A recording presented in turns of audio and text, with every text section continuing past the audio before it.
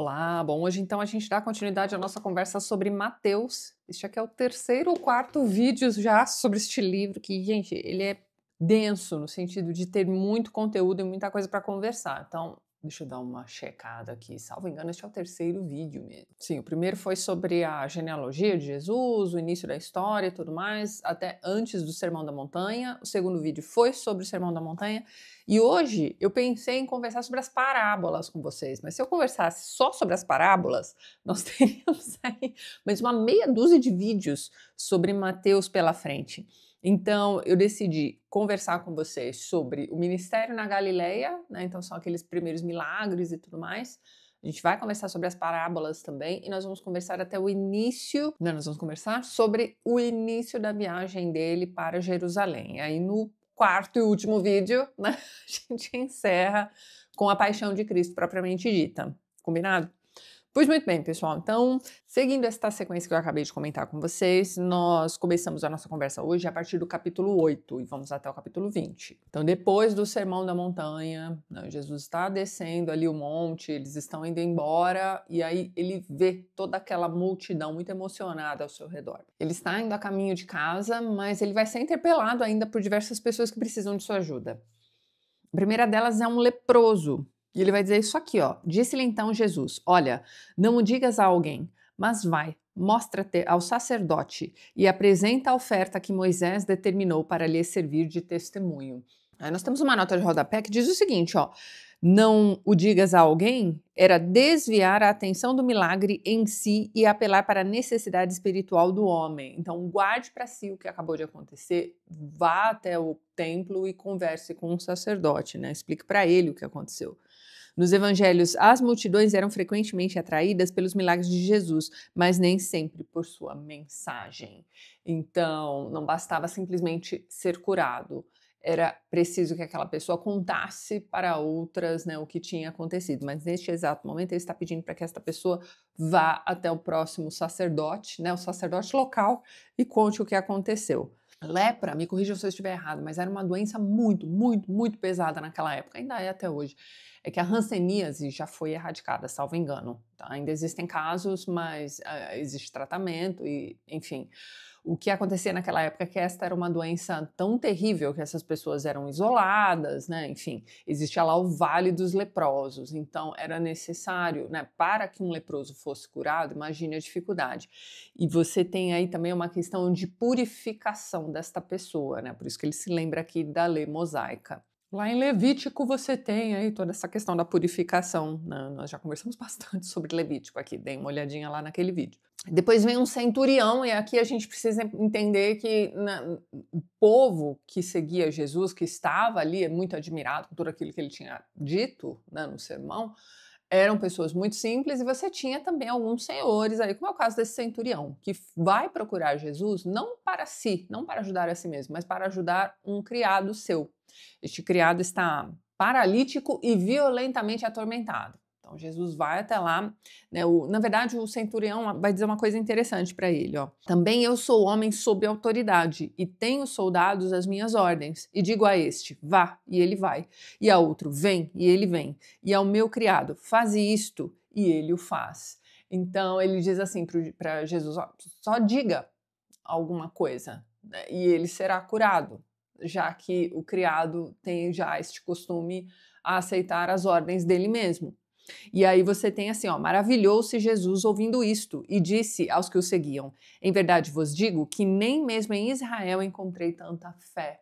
Então o centurião tinha fé de que daria certo, era só Jesus proferir as palavras. Mas eu vos digo que muitos virão do Oriente e do Ocidente e assentar-se-ão à mesa com Abraão, Isaque e Jacó nos reinos dos céus. E aí nós temos a sequência, ó. Então disse Jesus ao centurião, vai, e como creste, te seja feito. E naquela mesma hora o seu criado sarou. Então ele não precisava estar presente para que as pessoas fossem curadas, né? Isso sempre dentro da crença de quem o procurava.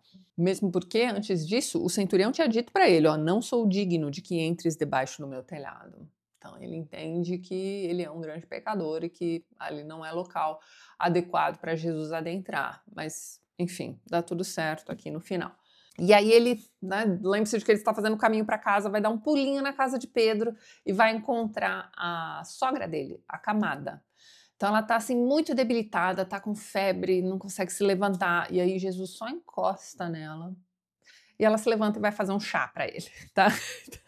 E aí nós temos aqui a lembrança de um trecho de Isaías, né, em que ele diz, ó, ele tomou sobre si as nossas enfermidades e levou as nossas doenças. Mais para frente nós temos ali um manualzinho, né, de como seguir a Jesus. E aí você tem ali um pessoal se propondo a segui-lo, né, em meio a essa multidão. Lembre-se de que a cena é essa, ele tentando voltar para casa. E aí chega um escriba que vai dizer isso aqui para ele, ó, mestre, aonde quer que fores, eu te seguirei. Mas aí nós temos um pequeno probleminha.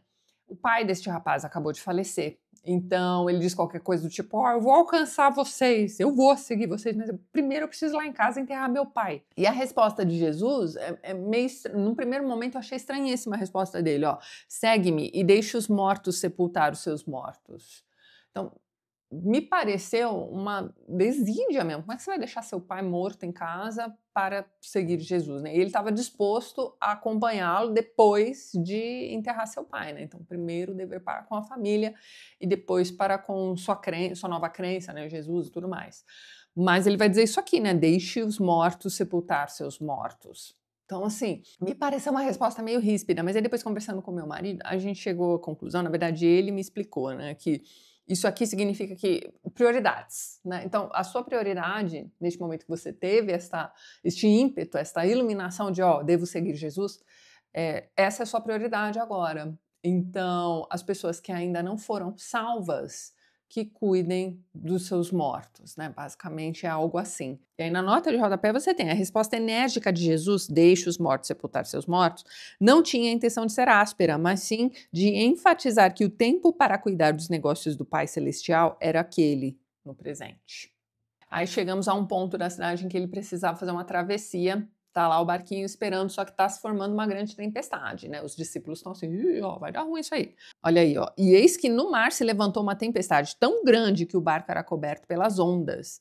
Ele, porém, estava dormindo, tá tranquilão lá, dormindo.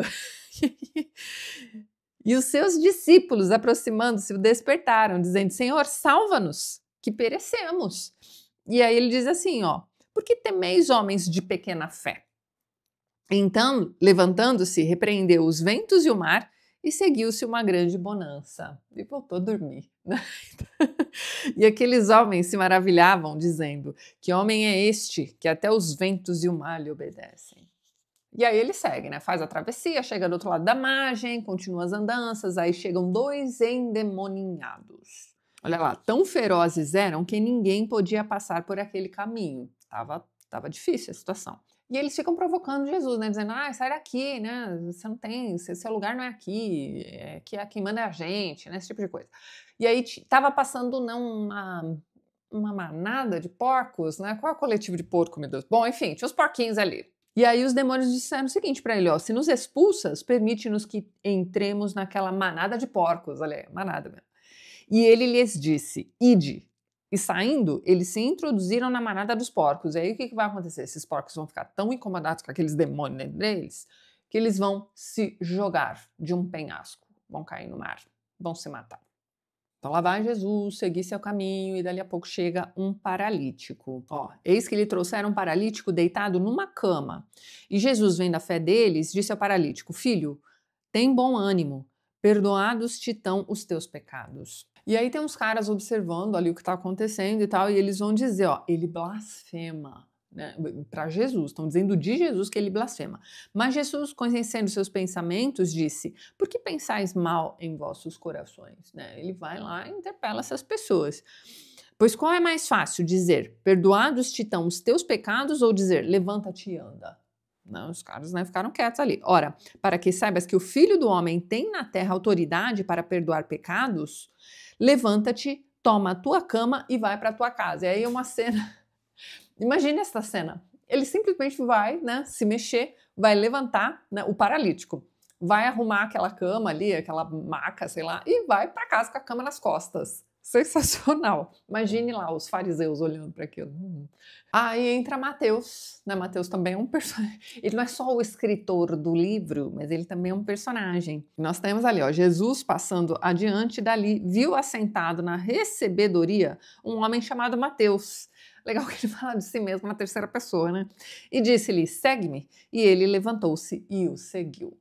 Simples assim. Foi convencido desta forma.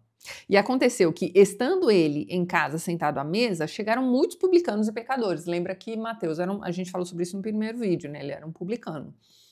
E sentaram-se juntamente com Jesus e seus discípulos. E aí você tem lá os fariseus, só, né, de butuca ali, observando aquilo ali, né? Disseram aos seus discípulos, por que come o vosso mestre com os publicanos e pecadores? Ó, tá errado isso daí. Como é que esse cara se senta à mesa aí com esses caras que são todos errados aí, né? E aí, olha só, Jesus, porém, ouvindo, disse-lhes, não necessitam de médicos os sãos, mas sim os doentes. Então, né? Ide, porém, aprendei o que significa misericórdia quero, e não sacrifício, porque eu não vim chamar os justos, mas os pecadores ao arrependimento. Tá certo. Os justos já não pecam, né? Teoricamente. É preciso se sentar à mesa com os pecadores. Aí depois chega um pessoal perguntando para ele por que alguns jejuam e outros não, nós jejuamos, eles não jejuam, por que isso, né? E aí Jesus vai dizer, ó, uma festa de casamento, né? Ó, enquanto o esposo está com eles, podem, porventura, andar tristes os filhos das bodas, né? Os convidados do casamento, né? Enquanto o esposo está com eles? Dias, porém, virão em que lhes será tirado o esposo e então jejuarão. Então aquela festa um dia vai acabar, né? Então a fartura vai acabar um dia. Na verdade, no dia seguinte. Né? Então, eu acho que as festas de casamento naquela época duravam vários dias. Bom, enfim, vai acabar aquilo ali e o jejum, né, vai chegar, né, com força. Aí depois ele dá outros exemplos. Ó, você não vai fazer um remendo numa roupa velha com um pedaço de tecido novo, porque isso vai ser pior ainda, a roupa vai ficar mais combalida ainda. E você também não usa odre velho para vinho novo, porque o odre velho tende a se partir, enfim. Então, a questão aqui é que ele está trazendo uma nova forma de viver a vida, né? Então, ou de enxergar, de encarar a vida, na verdade, né? Então, as coisas antigas precisam ser deixadas para trás. Essas pessoas estão sendo remidas e alguns deles ainda não perceberam isso. Aí nós temos toda uma sequência de milagres e curas, começando pelo homem cuja filha acabara de morrer. Aí Jesus vai até lá e ele vai dizer assim, não, na verdade ela não morreu, ela só está dormindo. É isso que ele diz para a família, porque na sequência ela vai se levantar também. Aí no meio do caminho ele vai encontrar uma senhora lá que está há 12 anos sangrando sem parar, ela vai encostar na roupa de Jesus e só essa encostadinha já vai fazer com que ela se cure. Os cegos também, os cegos andam sempre em dupla aqui, é interessante, né, porque um ajuda o outro. De qualquer forma, você tem esses dois cegos também no meio do caminho que serão curados, você tem um mudo endemoninhado que também será curado. E cada uma dessas curas, né, que a gente precisa pensar aqui quando a gente está lendo essa sequência, é o seguinte, essas pessoas vão voltar para casa e vão contar suas histórias. Então, é uma sementinha que você planta e aí, de repente, isso daí floresce, né? Então, várias pessoas passam a ter conhecimento daquela história, passam a querer conhecer Jesus também. Então, era uma forma de... Ah, mas, poxa, o cara tá só tentando... Ele tá tentando ir para casa ainda, depois do Sermão da Montanha. E ele tá passando por todas essas pessoas e as ajudando. Então, assim, era um trabalho. Era necessário que aquilo ali acontecesse para que, não exatamente a fama dele fosse divulgada, mas aquilo ali precisava chegar a mais pessoas, atingir mais pessoas, mais necessitados que fossem até ele. E aí tá, acaba esse dia, né? E nós temos aí também as andanças dele nos próximos dias sendo só colocado assim, ó, e percorria Jesus todas as cidades e aldeias, pronto. Então, a gente já entende que ele continua fazendo esse trabalho de andanças, né, nos próximos tempos aí também, ensinando nas sinagogas deles. Então, ele entrava nas sinagogas para ensinar e pregando o evangelho do reino e curando todas as enfermidades e moléstias entre o povo. Quanto mais curas, maior a probabilidade dessas pessoas espalharem suas histórias, a gente já entendeu isso. E vendo as multidões, teve grande compaixão delas, porque andavam cansadas e desgarradas como ovelhas. E aí nós temos ali, ó, os discípulos dizendo, a ceifa é realmente grande, mas poucos os obreiros. Então você tem toda aquela multidão precisando de ajuda e Jesus indo a cada um deles ajudando. Então assim, não dava vazão, né? Aquela multidão aumentava cada vez mais, né? Porque essas pessoas ouviam as histórias e iam até ele. Então, ele vai dizer isso aqui, ó: rogai, pois, ao Senhor da ceifa. O Senhor da ceifa aqui seria Deus mesmo, que mande obreiros para a sua colheita. Então, quanto mais discípulos, quanto mais pessoas engajadas surgissem, mais fácil seria o tratamento daquelas pessoas. Menos tempo levaria, mais gente ele poderia, né? Era simplesmente uma questão de espalhar aqueles ensinamentos. E aí, no capítulo 10, nós temos ali a missão dos 12 apóstolos. Então tá, né, os 12 escolhidos ali, os 12 mais próximos dele, né? Quem eram? Então nós temos ali, ó, Simão, chamado Pedro, né? Simão vai trocar de nome dali a pouco. André, que era irmão de Pedro também. Tiago e João, filhos de Zebedeu. Nós temos aí também Filipe e Bartolomeu, Tomé e Mateus, o publicano, né, este que vos fala, né? Tiago, filho de Alfeu, e Lebeu, apelidado Tadeu. Então nós temos 2 Tiagos acompanhando Jesus aqui. Simão, o cananita, e Judas Iscariotes. Olha o spoiler, gente. No capítulo 10 a gente já tem aqui, ó, Judas Iscariotes, aquele que o traiu. Então, a partir do capítulo 10 você já sabe que esse Judas, né, vai aprontar. Mas e diante as ovelhas perdidas da casa de Israel? Então vamos começar, né, o nosso ministério, digamos assim, né? O que a gente vai fazer? Aí você tem ali, ó, pregai dizendo, é chegado o reino dos céus. Tá? Isso que eles precisam fazer. Curai os enfermos, eles também tinham essa capacidade, né? Ó, limpai os leprosos, ressuscitai os mortos, expulsai os demônios. De graça recebestes, de graça dai. Então, né, vamos multiplicar aí essas bênçãos. Não possuais ouro, nem prata, nem cobre em vossos cintos. Ó, vocês não têm riqueza nenhuma mais, vocês só, né, têm aí a palavra de Deus. Nem alforjes para o caminho, nem tuas túnicas, nem sandálias, nem cajado, porque digno é o operário do seu alimento. Então pronto. Aí eu vou ler só mais alguns trechos, porque esse capítulo é longo e ele é bem interessante para a gente entender a função dessas pessoas que andavam junto com Jesus. Ó. Eis que vos envio como ovelhas ao meio de lobos. Então presta atenção, hein? Ó. Portanto, sede prudentes como as serpentes e inofensivos como as pombas. Saibam agir, porque existem lobos aí também. Mais para frente, ó. Aquele que perseverar até o fim, esse será salvo. E nós temos ali também mais para frente, ó, portanto, não os temais, porque nada há encoberto que não haja de revelar-se, nem oculto que não haja de saber-se. Então, o que está oculto sempre vai aparecer. Mentira tem perna curta, enfim, vocês sabem, né? O que vos digo em trevas, dizei-o em luz. E o que escutais ao ouvido, pregai-o sobre os telhados. Então, façam-se ouvir. E não temais os que matam o corpo e não podem matar a alma. Então, mesmo se vocês tiverem que lidar com assassinos, olha só, eles não podem matar a alma, é só o corpo mesmo. Temei antes aquele que pode fazer perecer no inferno a alma e o corpo. Então, estes são os mais perigosos, os que, além de matar o corpo, podem acabar com a sua alma também. Ele não está dizendo, ai, perdoe aí os assassinos, não é isso. Mas ele está dizendo, ó, existe um perigo maior ainda. São essas pessoas que acabam com a sua alma e depois te matam. Né? Então, essas são mais perigosas, né? Questão de hierarquia de perigo, tá? Vamos lá. Não se vendem 2 passarinhos por um asse, nenhum deles cairá em terra sem a vontade de vosso Pai. Então, olha só, nada acontece sem a vontade do Pai. E até mesmo os cabelos da vossa cabeça estão todos contados. Mais para frente, ó, mas qualquer que me negar diante dos homens, eu o negarei também diante de meu Pai. Então presta atenção. Se vocês me negarem, eu vos negarei diante de meu Pai, ó, que está no céu.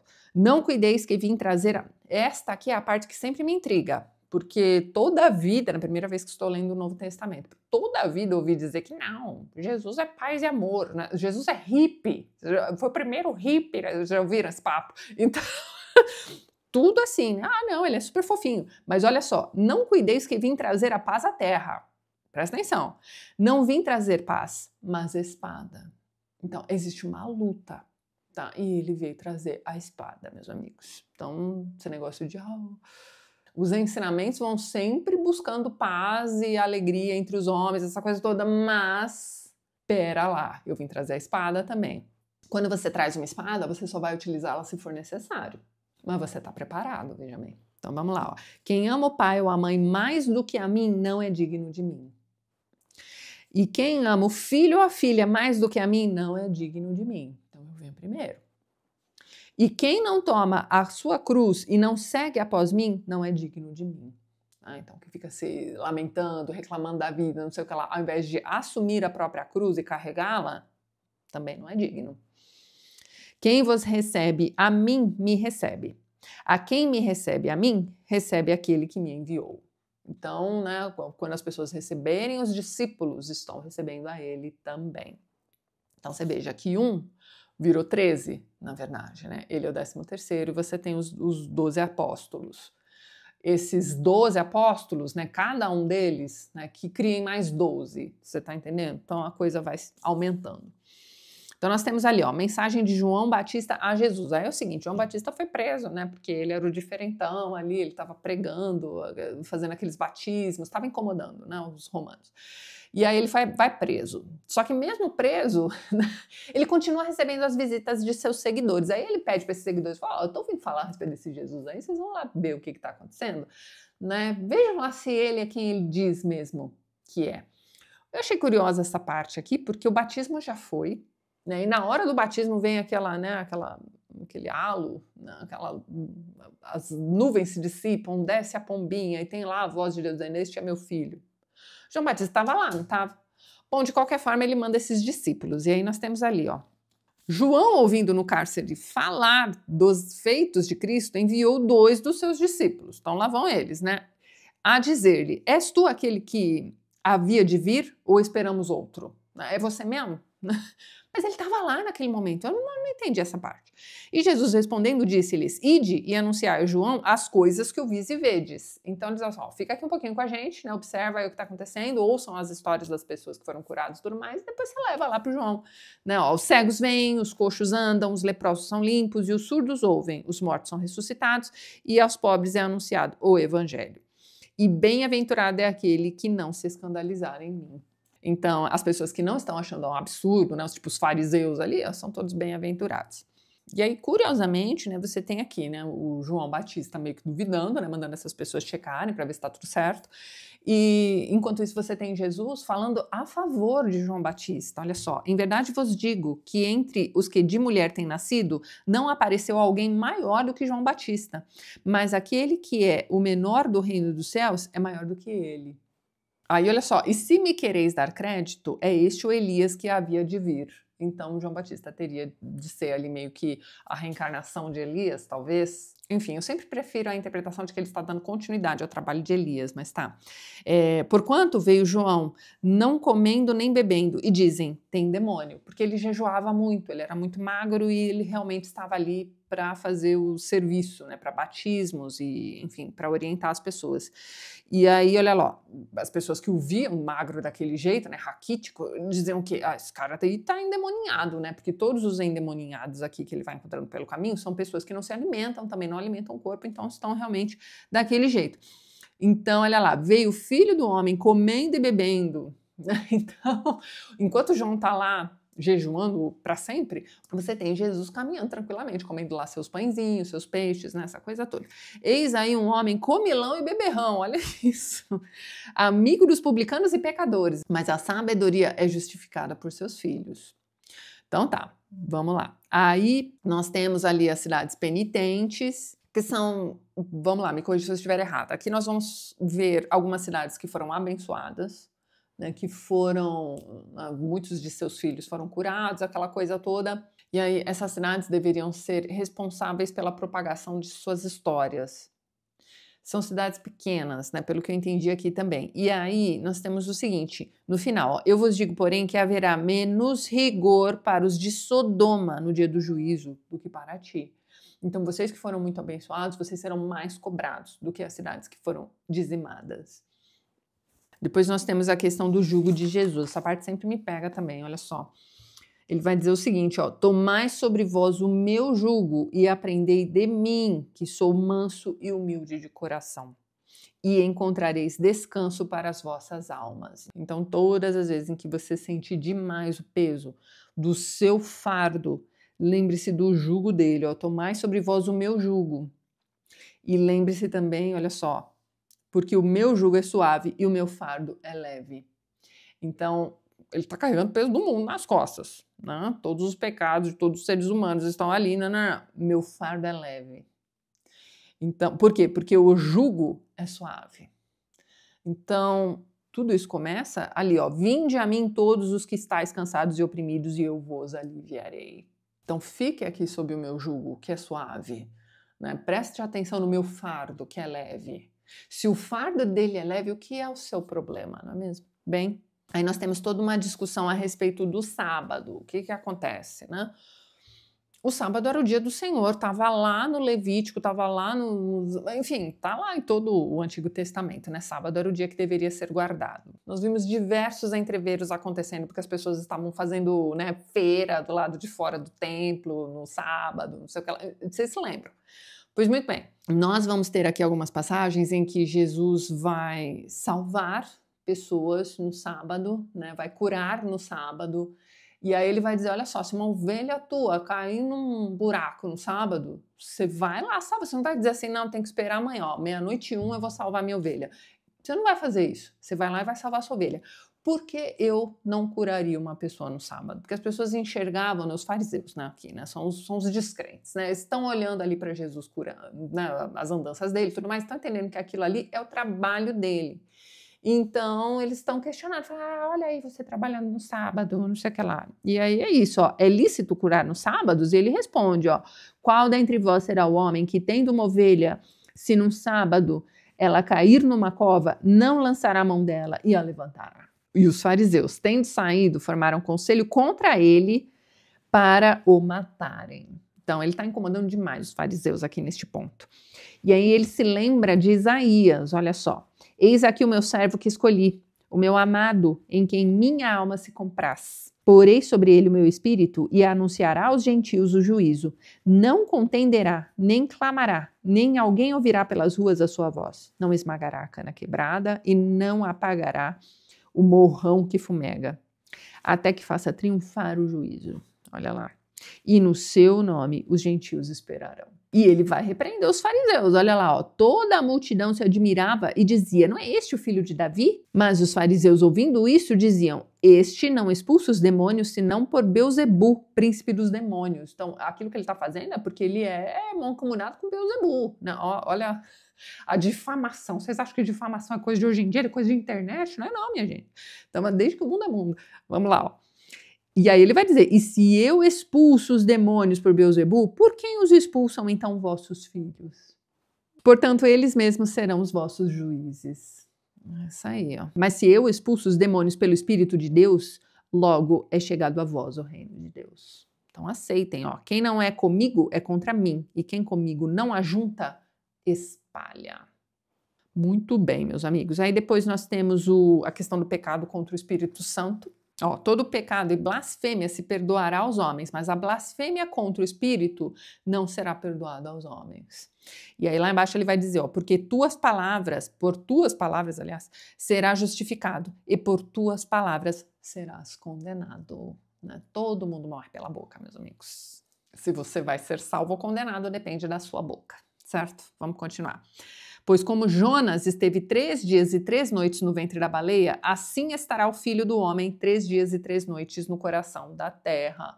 Nós vamos ter aqui também alguns prenúncios, né? Vocês viram, a gente já tem alguns spoilers, né? Então, Jonas ficou 3 dias no ventre da baleia e ele renasce, né? Como se fosse ali um novo parto, né? Quando ele sai do ventre da baleia. Então, ele está remido, renovado, aquela coisa toda. E Jesus, né? O que vai acontecer com ele? Olha só. 3 dias e 3 noites no coração da terra. Aqui a gente já sabe, né, para quem já conhece a história, é aquilo, né? Ele vai, no terceiro dia ele vai ressuscitar. Então ele vai ser enterrado e no terceiro dia ele vai ressuscitar. Você vê, o livro tá cheio de spoilers, né? Aí tem uma outra passagem também que muita gente acha meio, né, poxa, pesado isso daqui. Alguém vai dizer assim para ele, ô Jesus, sua mãe e seus irmãos estão lá fora, né, querendo falar com você e tal. E aí ele vai dizer isso aqui, ó. Ele respondeu, ó, quem é minha mãe e quem são os meus irmãos? Então, assim, né, ó, estendendo a sua mão para os seus discípulos, disse, eis aqui minha mãe e meus irmãos. Então, todos vocês são a minha família. É isso que ele está dizendo. E aí nós temos uma nota dizendo o seguinte, ó, quem é minha mãe?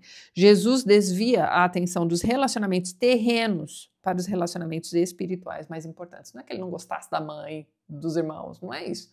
Mas ele está dizendo, ó, ok, ela me pariu, eles são os meus irmãos, né, cresceram junto comigo e tal, mas vocês também são a minha família. E é este o relacionamento que será levado para o reino de Deus.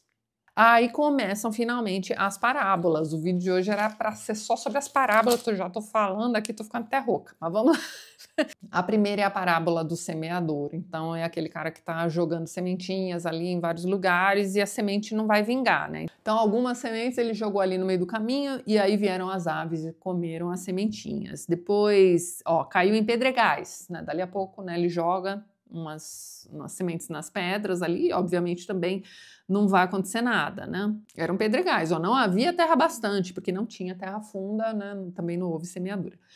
Aí depois, ó, vindo o sol, queimou-se e secou, porque não tinha raiz. Então não tá vingando nada, né? E outra parte, né, caiu nos espinhos, e os espinhos cresceram e sufocaram, né? E outra caiu em boa terra, outra parte das sementes, né, caiu em boa terra e deu fruto, um a 100, outra a 60 e outro a 30. Então, aquelas sementes que foram jogadas em boa terra floresceram. E aí, ó, quem tem ouvidos para ouvir, ouça. E aí você tem os discípulos olhando para ele dizendo assim, ó, cara, mas por que ele falas por parábolas, né? Por que você conta essas historinhas, né, para as pessoas que estão aqui para te ouvir? E aí ele vai dizer o seguinte, ó, porque a vós é dado conhecer os mistérios do reino dos céus, mas a eles não lhes é dado. Então, se ele explicasse sem usar essas historinhas, né, sem ilustrar aquilo, ele está sendo didático, na verdade. Né? Ele está dizendo assim, essas pessoas ainda não têm capacidade de ouvir a verdade, né, nua e crua, então é preciso exemplificar para que elas compreendam. Usar alguma coisa do dia a dia. Imagine quantos ali não são semeadores também, que estão ali naquele público. Olha lá, porque aquele que tem se dará e terá em abundância, mas aquele que não tem, até aquilo que tem lhe será tirado. Então é preciso ter fé, né? Ele vai se lembrar de Isaías de novo, então tem mais uma questão ali a respeito da semeadura, né? Ele vai dizer o seguinte, ó, para que não vejam com os olhos e ouçam com os ouvidos e compreendam com o coração e se convertam. Então é preciso, né, ser o mais simples possível na sua fala para que isso tudo aqui aconteça e eu os cure. Muito bem. Ouvindo também as palavras do reino e não a entendendo, vem o maligno, lá vem o fariseu de novo, e arrebata o que foi semeado no seu coração. Este é o que foi semeado junto ao caminho. Ele está explicando, né, a parábola. O que foi semeado em pedregais é o que ouve a palavra e logo a recebe com alegria. Mas não tem raiz em si mesmo, antes é de pouca duração. E chegada a angústia, a perseguição por causa da palavra, logo se ofende. Então, né, você ouve a palavra ali, você sai, sei lá, da igreja, né, pensando, que dia maravilhoso, deu tudo certo. Aí alguma coisa acontece, né, alguém te fecha no trânsito, pronto, acabou o dia. Então, toda aquela alegriazinha que você estava sentindo, aquela leveza, né, vai embora. Então, é isso aí. Ó, e o que foi semeado em espinhos é o que ouve a palavra, mas os cuidados deste mundo e a sedução das riquezas sufocam a palavra e ficam infrutíferas. Você tem sempre alguma coisa te atrapalhando. Você ouviu a palavra, mas você não aproveita porque tem sempre algum empecilho. Mas o que foi semeado em boa terra é o que ouve e compreende a palavra e dá fruto. E um produz 100, outro 60 e outro 30. Aquela multiplicação que vai acontecendo a partir do momento que você, né, compartilha conhecimento. Muito bem. Aí você tem a parábola do joio. Olha lá, o reino dos céus é semelhante ao homem que semeia a boa semente no seu campo. Mas dormindo os homens, veio o inimigo e semeou o joio no meio do trigo e retirou-se. Esse inimigo é o encapetado aí, né? Bom, enfim, ele joga o joio ali no meio. Pelo que eu entendi, pessoal, o joio é uma plantinha que se assemelha ao trigo, mas não serve para nada. Então, você precisa separar o joio do trigo. O que significa isso? É os bons dos maus, né? Você precisa ter esse discernimento quando você vai, né, para a vida lá fora, né? Você precisa ter esse discernimento. Mas assim, é uma trabalheira danada, né, separar o joio do trigo. E aí nós temos ali, ó, deixai crescer ambos juntos até a ceifa. Então, beleza. E por ocasião da ceifa, direi o ceifeiro. A ceifa é o julgamento final lá, tá? Direi aos cefeiros, colhei primeiro o joio e atirai-o em molhos para o queimar, mas o trigo ajuntai-o no meu celeiro. Aí você tem a questão do fermento. Isso aqui me deu um nó também. Me ajudem aí nos comentários. Olha lá. O reino dos céus é semelhante ao fermento que uma mulher toma e introduz em 3 medidas de farinha, até que tudo esteja levedado. Na minha opinião, gente, isso aqui é uma imagem boa, né? Você põe o fermento ali, o bolo cresce. Não, estou imaginando um bolo aqui. O bolo cresce, ele pode alimentar mais pessoas. É uma proliferação, né, digamos assim. Mas na nota de rodapé nós temos ali, o fermento é um pedaço de massa velha em estado de fermentação que faz crescer a massa do pão. Quase sempre é usado como símbolo do mal. Olha isso. Eu tinha entendido super de boas aqui a questão do fermento, né? Mesmo porque, olha só, o reino dos céus é semelhante ao fermento, é o reino dos céus que é o fermento. Como assim é uma coisa negativa? Vocês me perdoem aqui, mas essa nota de rodapé não foi esclarecedora para mim, não. Tem a questão da semente de mostarda também, né? O reino dos céus é como a semente de mostarda, porque é a semente bem miudinha mesmo, é uma semente bem miudinha, e aí quando você planta, é uma planta imensa, né? Então, temos aí esta imagem também. Aí tem a parábola do tesouro escondido, que é um cara que encontra um tesouro num determinado terreno e ele não toma o tesouro para si, ele vai para casa e aí ele vende tudo que ele tem, compra aquele terreno. E a partir desse momento em que ele comprou aquele terreno, aquele tesouro pode ser usufruído. Você tem a parábola da pérola. Não, o reino dos céus é semelhante ao homem negociante que busca boas pérolas e, encontrando uma pérola de grande valor, foi, vendeu tudo quando tinha e comprou-a. Então ele dedica a sua vida, né, dedica tudo aquilo que ele tinha a comprar aquela boa pérola. Nós temos ali também, igualmente o reino dos céus é semelhante a uma rede lançada ao mar. Então, a mesma coisa, você lança a rede ao mar, você pega aquele monte de cacareco ali, mas tem uns peixinhos legais ali no meio também. Então, o que presta, você recolhe para consumo e o restante você devolve ao mar. Ele vai dizer que lançam fora, né, joga fora mesmo. Ah lá, assim será a consumação do mundo, virão os anjos e separarão os maus de entre os justos. E lançá-los-ão à fornalha de fogo, ali haverá pranto e ranger de dentes. Então, seu fogo limpa tudo, né? Ele tem uma função de esterilização, né? de purgação, que é importante também. O fogo não é só um destruidor, ele também limpa. O que mais? Aí nós temos a morte de João Batista. A gente fez uma viagem recentemente e nós passamos por diversos museus em diversos países e eu acho que eu não passei por nenhum museu que não tivesse uma representação da cena da morte de João Batista. Da morte não, do corpo de João Batista já morto. Então, você tem aqui a história de como a família do Herodes era muito contra João Batista. Então, você tem a esposa dele, o aniversário da filha que está chegando, e você tem a esposa dele envenenando a menina também com relação a João Batista. Então, quando Herodes pergunta assim, filhinha, o que você quer de aniversário? Ela vai pedir a cabeça de João Batista. E aí você tem também na festa de aniversário, enquanto ela está lá dançando, linda e maravilhosa, chega alguém com uma bandeja e a cabeça de João Batista ali naquela bandeja. É essa cena da cabeça dele na bandeja que é representada em diversas obras de arte aí mundo afora. Então nós temos isso aqui acontecendo e Jesus vai receber essa notícia, ele vai se retirar quando ele recebe essa notícia. Foi bastante pesada para ele. Jesus, ouvindo isto, retirou-se dali num barco para um lugar deserto, apartado, e sabendo o povo, seguiu-o a pé desde a cidade. Então, as pessoas ficaram lá esperando ele voltar. E Jesus, saindo, viu uma grande multidão e, possuído de íntima compaixão para com ela, curou os seus enfermos. Então, assim, a vida segue, né? A missão dele continua. Mas ele ficou abalado, sim, com a morte de João Batista. Aí você tem multiplicação de pães acontecendo novamente, porque aquela multidão está há dias ali seguindo Jesus, tudo mais, estão sem comer, enfim, você vai ter mais uma multiplicação. Na sequência nós temos a cena de Jesus andando sobre a água. Então, mais uma vez ele precisa fazer aquele caminho de barco, mais uma vez nós vamos ter uma tormenta, olha só. Se despediu, o barco estava já no meio do mar, açoitado pelas ondas, né? Porque o vento era contrário. E tá lá ele, Mas à 4ª vigília da noite, dirigiu-se Jesus para eles andando por cima do mar.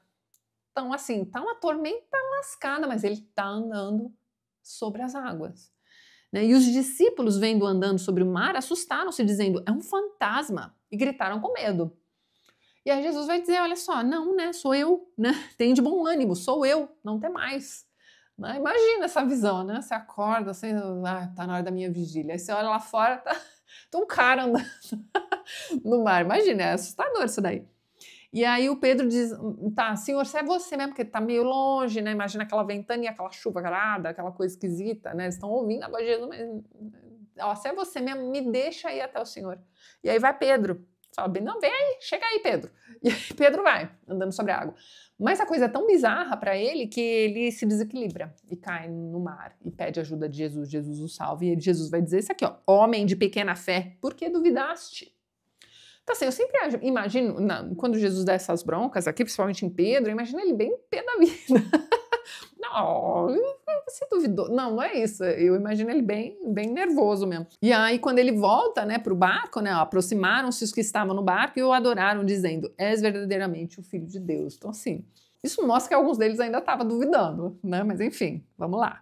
Aí você tem todo um capítulo aqui sobre os fariseus, olha lá. Porque transgridem os teus discípulos a tradição dos anciãos, né? Eles ficam lá só de olho no que Jesus está fazendo ali e estão questionando tudo, né? Ó, pois não lavam as mãos quando comem o pão. Olha o que eles...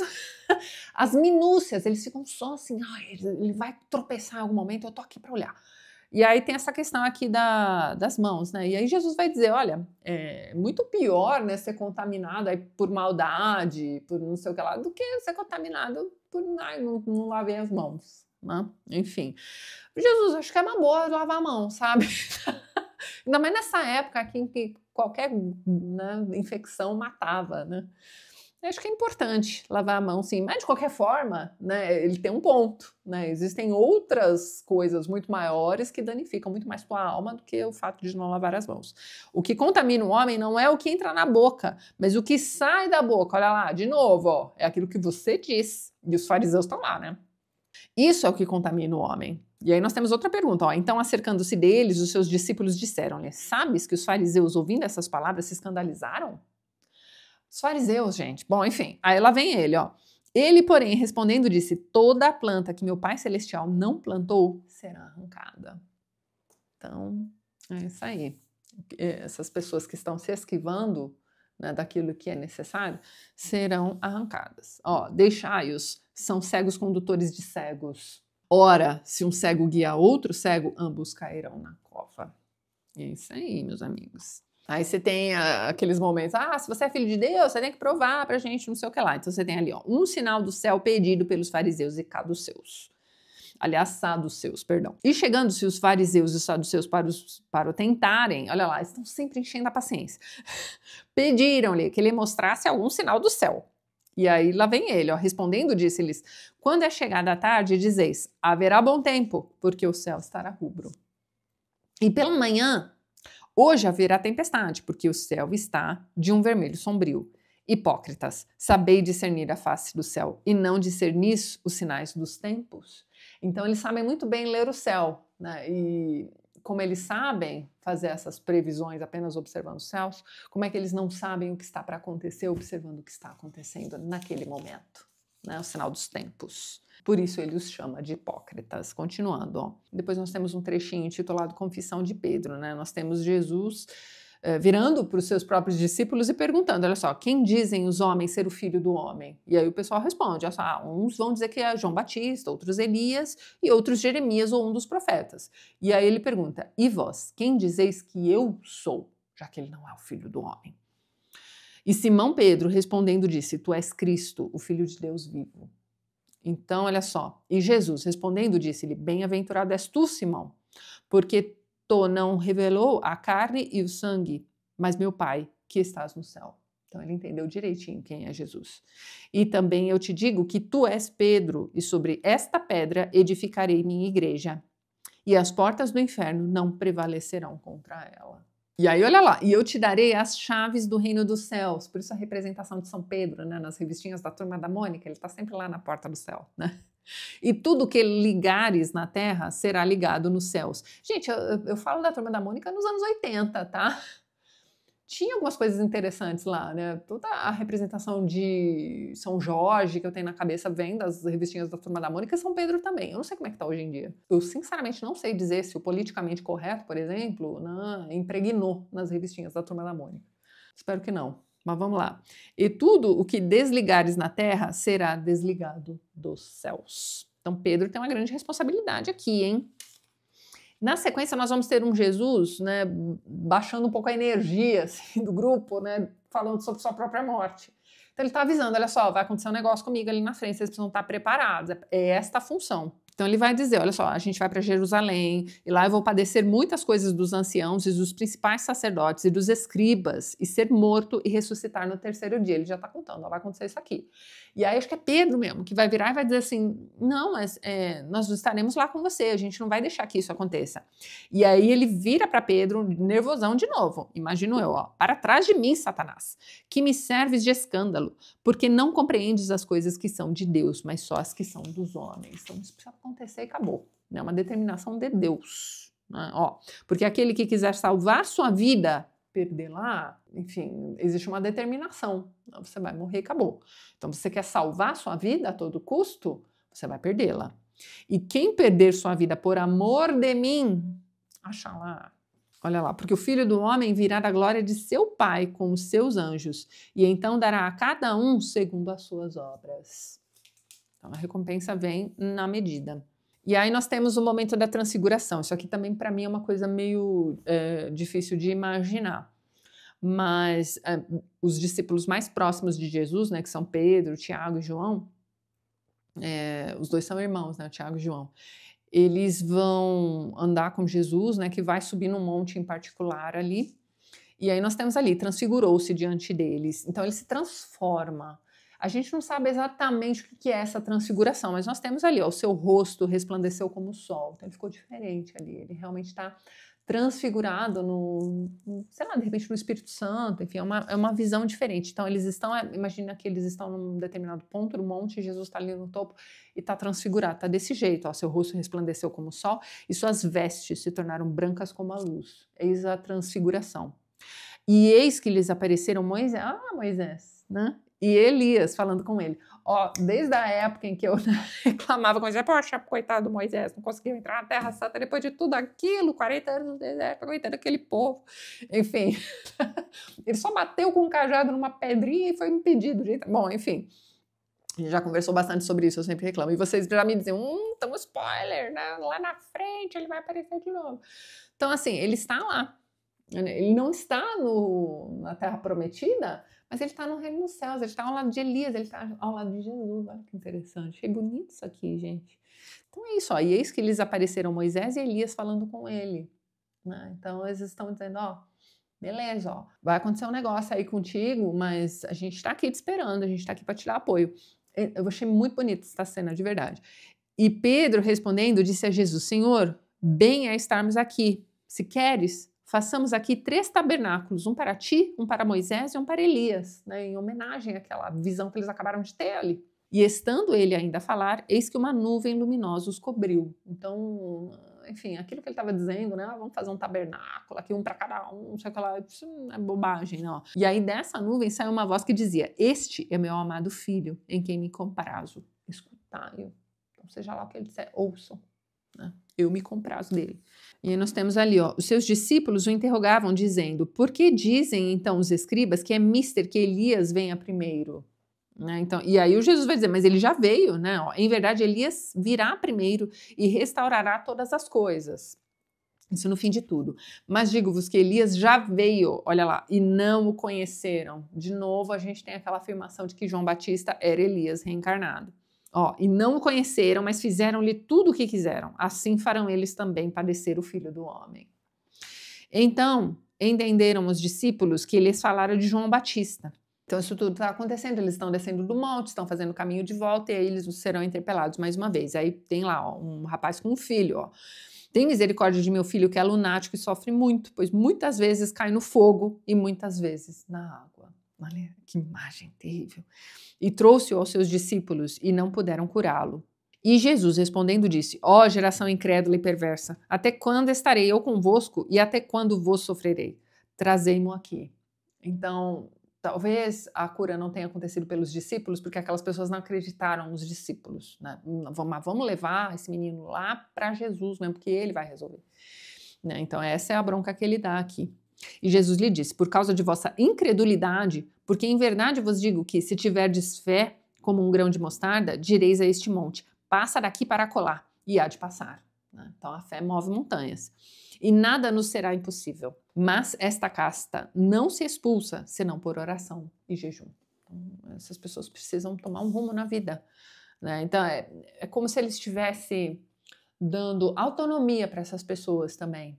Mas elas não conseguem. Né? Algumas pessoas não... Olha lá, ó geração incrédula e perversa. Então, alguns deles simplesmente precisam ver para crer, precisam ir até lá, né? Enfim. E no fundo o ideal seria que elas se purificassem e crescem. Enfim, temos ali no capítulo 18 aquela questão das crianças também, ó. Jesus chamando um menino o pôs no meio deles. Em verdade vos digo que se não vos converterdes e não vos fizerdes como meninos, né, de modo algum entrareis no reino dos céus, né? É preciso ter algum tipo de inocência também, né? Enfim. Olha lá, portanto, aquele que se tornar humilde como este menino, olha lá, ele está falando de humildade, esse é o maior do reino dos céus. Mas qualquer que se escandalizar um destes pequeninos que creem em mim, olha lá, não toque nas crianças. Você tem isso desde que o mundo é mundo, né? Olha lá. Melhor lhe fora que se lhe pendurasse ao pescoço uma mó de azenha e se submergisse na profundeza do mar. Quem quebra a inocência de uma criança, quem escandaliza uma criança, deveria passar por isso aqui. Olha lá, ai do mundo por causa dos escândalos, porque é mister que venham escândalos, mas ai daquele homem por quem o escândalo vem. Se tua mão ou teu pé te escandalizar, corta-o. Então, tá acontecendo um negócio, ele está vendo que tá acontecendo, corta, né? Elimina pela raiz e atira-o para longe de ti.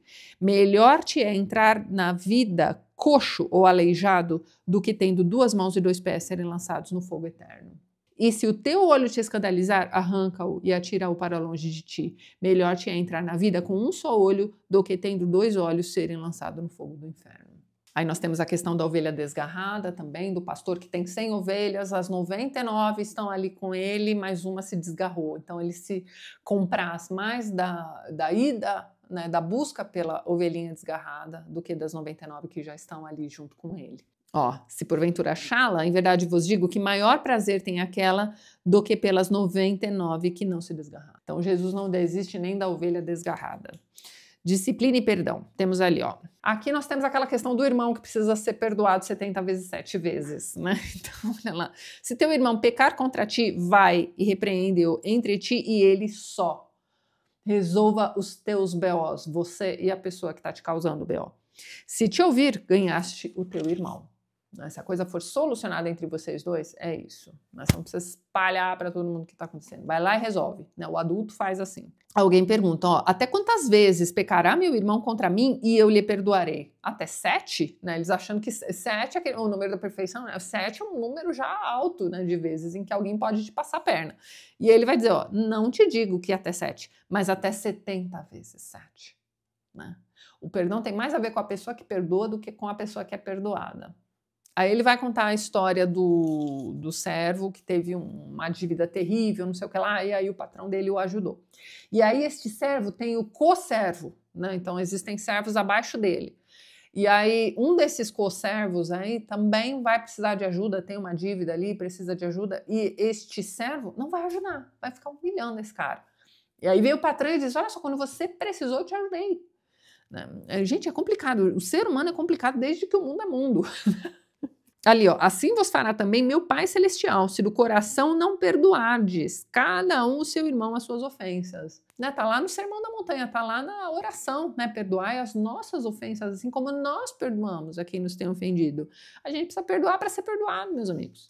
Perdão às vezes é difícil, mas ó, 70 vezes 7. Vamos lá. Aí nós temos toda uma questão a respeito de casamento e divórcio também, ó. Ó, não tendes lido que aquele que os fez no princípio, macho e fêmea, os fez. E diz, portanto, deixará o homem, pai e mãe, se unirá à sua mulher e serão os dois em uma carne. Casou? Vocês são uma coisa só, agora vocês são um casal. tá? Assim, não são mais dois, mas uma só carne. Portanto, o que Deus ajuntou, não o separe o homem.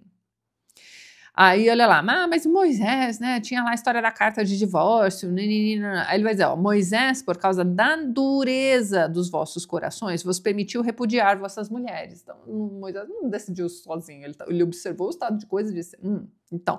E outra, ele não decidiu isso sozinho, ele foi lá, subiu, conversou horas e dias ali com Deus e ele decidiu as leis, né? Na verdade, ele não decidiu as leis, simplesmente transcreveu as leis, né, que ele recebeu.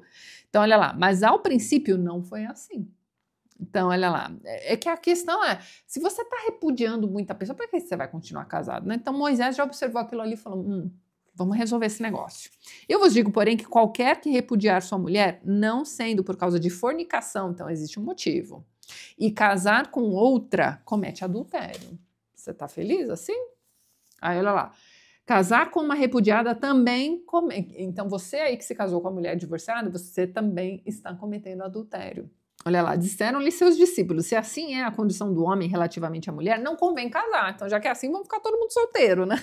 E aí ele diz, ó, nem todos podem receber esta palavra, mas só aquele a quem foi concedido. Tá? Porque há eunucos que assim, aí ele vai dizer, não, existem tantas pessoas que gostariam de se casar e constituir família e vocês estão aí reclamando. Né? Então ele vai falar dos eunucos que não podem procriar, enfim. Aí tem a questão das criancinhas mais uma vez. Então ele deu aquele exemplo ali das crianças que não devem ser maltratadas, escandalizadas, né? O termo que é usado aqui nesta minha Bíblia. Depois vocês me digam aí quais são os termos usados na Bíblia de vocês. Aqui é escandalizar.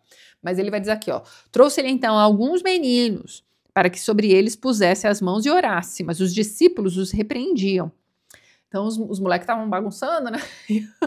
Os discípulos estavam tentando, né, colocar ordem ali, mas aí Jesus disse, ó, deixai os meninos e não os estorveis de vir a mim, porque dos tais é o reino dos céus. E tendo-lhes imposto as mãos, partiu dali. Vinde a mim as criancinhas, né?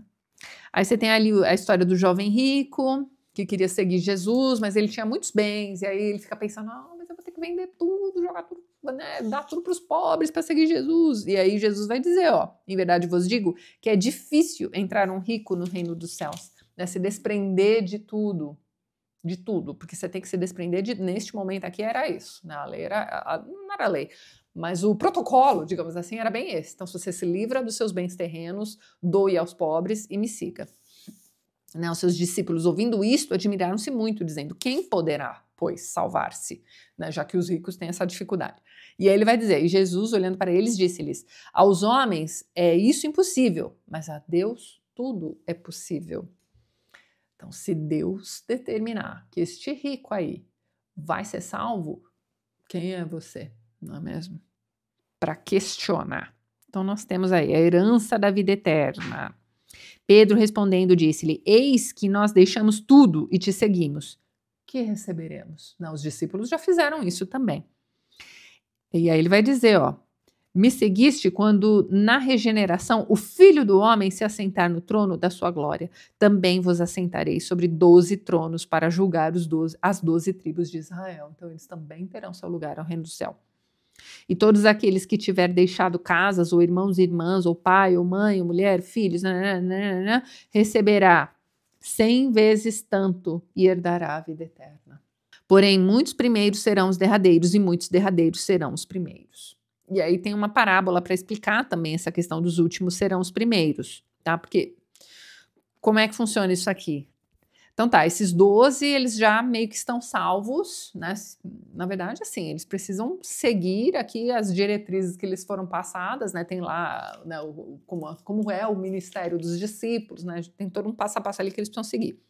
Mas, teoricamente, eles estão salvos, eles terão seus lugares lá para julgar as tribos de Israel. Então tá, só que é o seguinte, né? Eles foram os primeiros e eles terão um lugar no reino do céu. O que não significa que pessoas que vierem muito depois deles também não terão seu lugar. E aí ele vai contar essa história aqui do empregador que empregou um monte de semeadores. São semeadores? Eu acho que são, ó, trabalhadores nas vinhas. São semeadores de uma vinha. Eles estão trabalhando nessas vinhas aí. E aí nós temos algumas pessoas novas entrando no grupo de trabalhadores das vinhas. E aí, no final do dia, eles recebem o salário. Só que esses caras que chegaram depois e que trabalharam menos horas do que eles naquele dia, receberam o mesmo salário. E aí os outros foram lá questionar, falaram, não, esses novatos aí, esses caras que trabalham só 2 horas, sei lá, receberam o mesmo salário que a gente, que tá aqui há horas, desde de manhãzinha, trabalhando na vinha, né? A gente recebeu o mesmo salário que eles, como assim?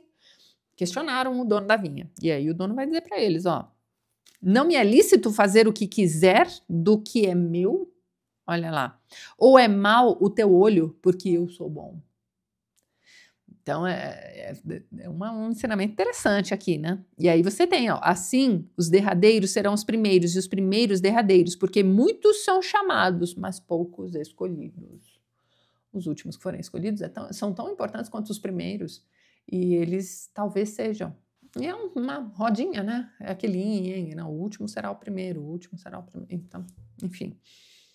Não importa, todo mundo tem a mesma, como é que vamos dizer, a mesma prioridade, digamos assim. E aí nós temos o último trecho que eu li e que vou comentar aqui com vocês hoje, que é o final do capítulo 20, né? Então, depois desta parábola, nós temos o início da viagem, né, de Jesus e seus discípulos para Jerusalém. Ó, eis que vamos para Jerusalém e o Filho do Homem será entregue aos principais sacerdotes e aos escribas e condená-lo à morte. Então é lá que vai acontecer isso. Vocês vão comigo? Vão? Então beleza, vocês já saibam que é isso que vai acontecer.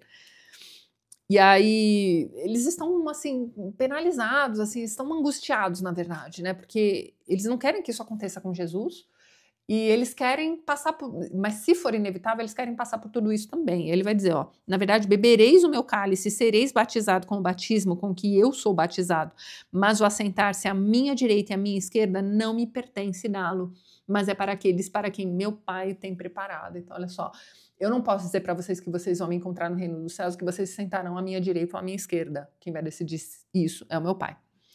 E aí ele vai dizer, ó, bem como o Filho do Homem não veio para ser servido, mas para servir e para dar a sua vida em resgate de muitos. É isso que eu vim fazer.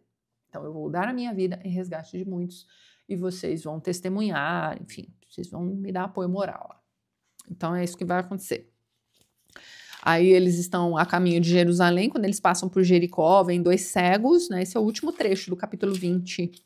Saindo de Jericó, seguiu grande multidão, e eis que 2 cegos assentados junto do caminho, ouvindo Jesus, começaram a gritar, Jesus, me ajuda! Enfim, eles fizeram uma gritaria e o povo ao redor começou a falar, fica quieto aí. Eles começaram a incomodar, né, os transeuntes, né, os moradores ali também estavam incomodando. E Jesus, parando, chamou-os e disse, que quereis que eu vos faça? Então, assim, eles não sabiam nem reconhecer quem era Jesus, né, porque são cegos, nós vamos lembrar disso. E aí, né, eles disseram, né, ó, Senhor, que os nossos olhos sejam abertos. Então, Jesus, movido de íntima compaixão, tocou-lhes os olhos, e logo seus olhos viram, e eles o seguiram. Então é isso, né? Mesmo esse pessoal que estava lá incomodando a população, não interessa. Jesus vai parar, vai conversar com eles, vai ver o que ele pode fazer e vai ajudá-los. E essas pessoas gratas vão segui-lo. E é isso então, pessoal. No mês que vem eu volto para a gente encerrar aqui Mateus, finalmente. Vamos conversar sobre a Semana da Paixão. A gente já está aqui na reta final de Mateus. Muito obrigada a todos que acompanharam este vídeo até aqui. Muito obrigada a todos os apoiadores do canal. Se você quer se tornar um apoiador, dê uma olhadinha no primeiro link que está na descrição deste vídeo. Já deixo aqui meu muito obrigada de coração, de antemão. E para você aí que está chegando agora, na descrição do vídeo sempre tem os links para os perfis literários do pessoal que apoia o TLT e que também produz conteúdo sobre livros aqui no YouTube e no Instagram. Então é isso, eu vou ficando por aqui. Um beijo grande para todos vocês e a gente se vê nos próximos vídeos.